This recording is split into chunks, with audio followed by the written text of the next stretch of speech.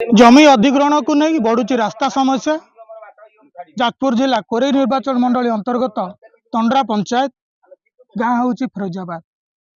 वर्षा दिने पानी कादुआ हेले लोक मैंने अस्तव्यस्त जीवाई अतिष्ट। तेबे दीर्घ वर्ष वर्ष धरी किभली भाव से माने जीवन अतिबाहित करुछंती एवं किभली तांकर जीवन शैली रही रास्ता समस्या को लेकिन आसन सीधा सड़क भाव में आलोचना करबा।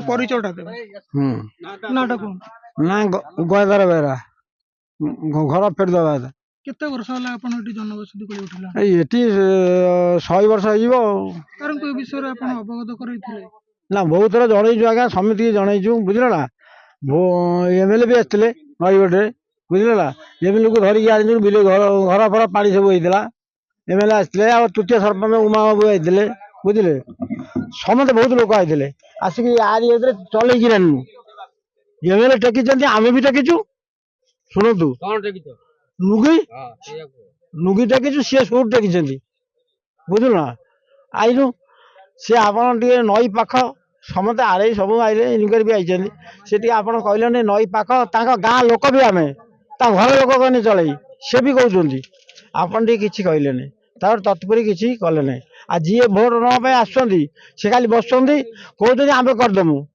जान ना यही आम सरपंच होती कहले आम कूद पटु आगे जीव कम कहते से ताश ना मूल लगे ये बजार को आपण नेबा पई जानती किभली भाव रे सम्मुखीन हो आज्ञा केमिति से राउतापुर देखी जाऊ से कादुआ पानी माने प्रत्येक दिन मुख्य रास्ता राउतापुर देखी आम आगे जाऊ एठू केते किलोमीटर पर्यंत रास्ता आपनकर एटा ते 1.5 किलोमीटर कना हो हां 2 किलोमीटर हो जो लैंड एक्विजिशन रहउची सरकार जमी अधिग्रहण को रहउची सेटा आज्ञा हेई परियो संभव हेई परियो तांका हाथ रे कथा से जा करिवे एमएलए तो आउ आसी नथि बुझल ना एमएलए से रहउचंदी हम तंडा रोदरे एठी आइले हम एठी आइले नै बुझले हां एठी आइले कोन सरकार को जणिया पई चाहउचंदी किभली माने आमे तो बहुत सरकार को जणै सेनु ना आमे एथिरे आपन जमी जानि चंदी आमे ये बहुत भवन सर वेदना आथिला आमे जणैजु सब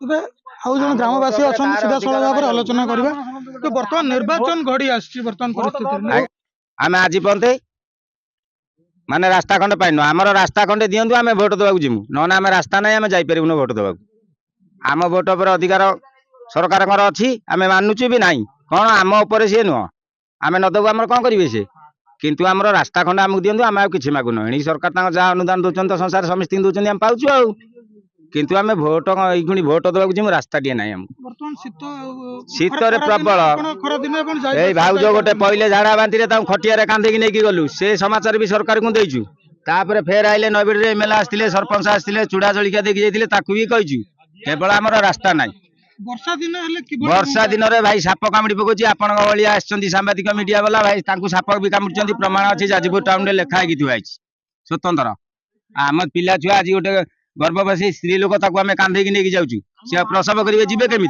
ये कादुअ पशिकी जाऊँ आंठिए कादुअ आम पिला छुआ गाड़ी नहीं जी राउतरापुर ना तंड्रा रखिए पशिकी पानी आसवे घर को छुआटे पाठ पढ़ी गले छुआटी पाठ पढ़ी राउतरापुर गले से कौन करी जी वर्षा हो 5टा बेला आसपार छुआटा आसपार ना बापा जी ना माँ जी ना भाई जी जो छुआ टी पंचम भाया पड़ा मामू बाप हटी छाड़ू मामू घरे कौटी भिणे एमती सब छाड़ू पाठ दिए पड़े आम मूर्ख हेल्लु छुआ को मूर्ख करूँ यही आम दाबी करमु खंडे सरकार खाली रास्ता दिंतु आमर भाई आ दरकार ना आम पिला छुआ केमी चलिए एति हूँ कथा आम भोट देवा भाई जापरिबुन रास्ता ना आमको कलेक्टर सारे कहतु सी बीडीओ सारे कहतु आमको पचार ना आम कहूँ आज्ञा बाट आमको दिंतु आम जीवु बाट ना आम केमी जीवु आपको भोट देवाई आपको नेता करूँ आम आम कौन गवर्नमेंट किसी नुह हाँ गवर्नमेंट सब आम फिर किसी नुह कौन आम कि नुह आम ओडिशार पुओ नुह यही हूँ कथा कौन भाई आपको कहूँ आप एमती आम तो या कहूँ जहाँ करेंगे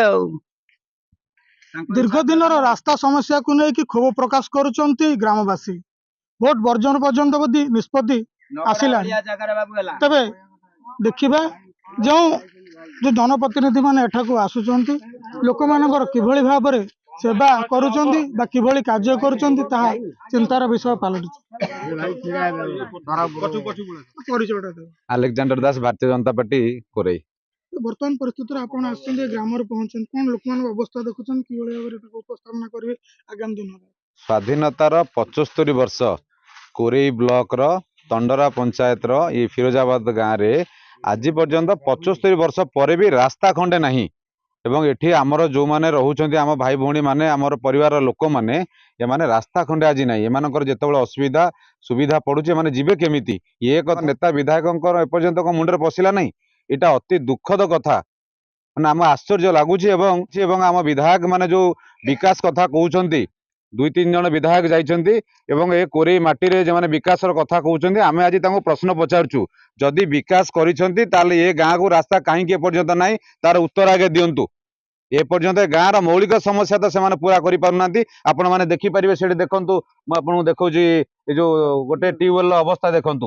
ସେ ଟ୍ୟୁବୱେଲ ଏପର୍ଯ୍ୟନ୍ତ ଏଇଠି ଆପଣଙ୍କର ପାଣି ପାଇପର ବ୍ୟବସ୍ଥା ନାହିଁ। ଟ୍ୟୁବୱେଲ ଯୋଉ ଖଣ୍ଡେ ଅଛି ତାର ଟ୍ୟୁବୱେଲ ଖଣ୍ଡେ ବି ତାର ଟ୍ୟୁବୱେଲ ଅବସ୍ଥା ଦେଖନ୍ତୁ ଏବଂ ସେଠି 2-3 ଜଣ ଏବେ ପଡିକି ସେମାନଙ୍କର ଗୋଡ ହାତ ଭାଙ୍ଗୁଛି। ତେଣୁ ଏଭଳି ଅବସ୍ଥାରେ ସରକାର ତ ଜନଶୁଣାଣି ଅଭିଯୋଗ କରୁଛନ୍ତି ଲୋକମାନଙ୍କ କଥା ଶୁଣିବା ପାଇଁ, ଭାବୁଛନ୍ତି କି ଯୋଉ ଜନପ୍ରତିନିଧି ରହିଲେ, ଯୋଉ ଅଧିକାରୀ ରହିଲେ ତାଙ୍କର ଅବହେଳା ଭାବୁଛନ୍ତି? ନା, ଅବହେଳା ନୁହେଁ, ଏସବୁ ଜାଣି ଶୁଣିକି ଚରମ ଅବହେଳା। ଏମାନଙ୍କର କାମ ହେଲା ପିସି ଖାଇବା, କୋଉଠି ରାସ୍ତା ଖଣ୍ଡେ ମିଛ ବିଲ୍ କରିବା ଏବଂ ଯୋଉ ରାସ୍ତା ବି ଆପଣଙ୍କର ଏଠି ବିଲ୍ ହେଇଛି ଶଙ୍ଖଚିଲା ଠାରୁ ଆପଣ ଦେଖନ୍ତୁ, ଯୋଉ ରାସ୍ତାକୁ ସେମାନେ ଗୋଟେ ଟେଣ୍ଡର ହେଇଛି, ସେ ଟେଣ୍ଡରର କାମ ସରି ନାହିଁ।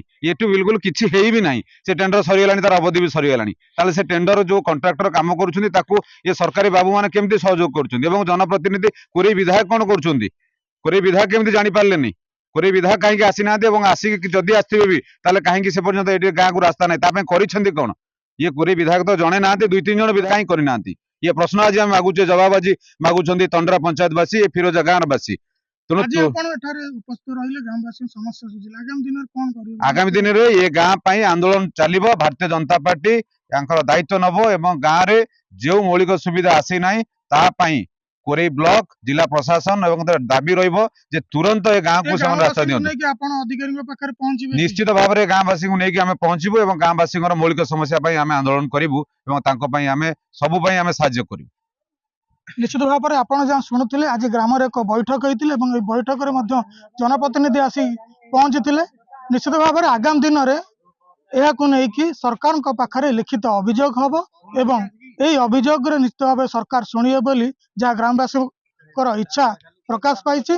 ଏବଂ ଯଦି ଏହି ଗ୍ରାମକୁ ଜମି ଅଧିଗ୍ରହଣ ପାଇଁ ସରକାର ଆଶା ବ୍ୟକ୍ତ କରନ୍ତି, ନିଶ୍ଚିତ ଭାବରେ ଗାଁ ଖଣ୍ଡେ ରାସ୍ତା ହେଇପାରିବ ଏବଂ ଦୀର୍ଘ ଦିନ ଧରି ଯେଉଁ ରାସ୍ତା ସମସ୍ୟା ରହିଛି, ଲୋକମାନେ ଏଠାରେ ଚାଲିବା ପାଇଁ ସୁଗମ ରାସ୍ତା ଖଣ୍ଡେ ପାଇପାରନ୍ତି। ଯାଜପୁରରୁ ଚକ୍ରଧର ଦାସ, ପ୍ରତିଦିନ ଟିଭି।